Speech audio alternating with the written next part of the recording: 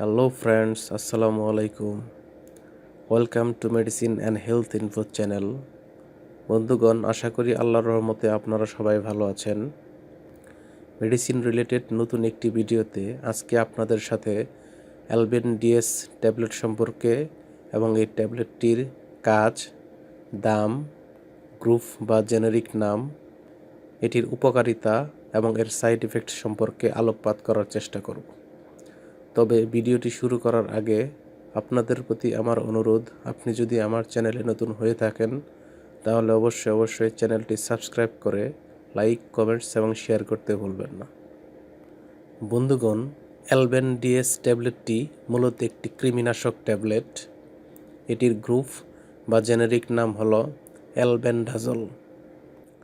এটির উৎপাদনকারী প্রতিষ্ঠানের নাম হচ্ছে টিম ফার্মাসিউটিক্যাল লিমিটেড। এই ট্যাবলেটটির প্রতি পিসের দাম 4.5 টাকা।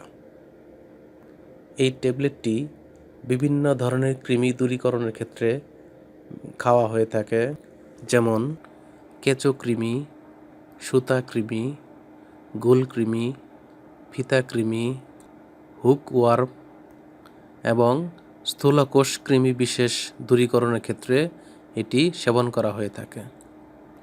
এখানে অ্যালবেন্ডাজল একটি বিস্তৃত বর্ণালীর কৃমিনাশক ওষুধ।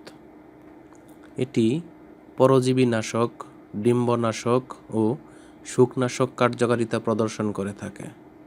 এই ওষুধটি সংবেদনশীল কৃমির গ্লুকোজ গ্রহণে বাধা দিয়ে এর শক্তি স্তরকে কমিয়ে ফেলে জীবন ধারণে অক্ষম করে তোলে, ফলে পরজীবী নিশ্চল হয়ে মারা যায় বা মরে যায়।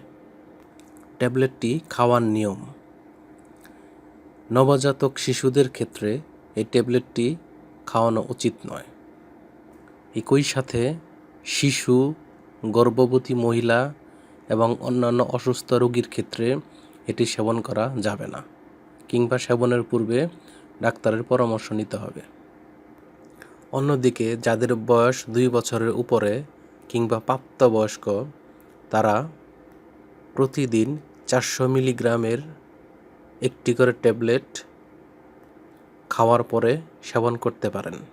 গর্ভাবস্থায় এবং স্তন্যদানকালীন সময়ে এই ঔষধটি সেবন না করাই ভালো, তবে সেবনের পূর্বে অবশ্যই ডাক্তারের পরামর্শ নিতে হবে।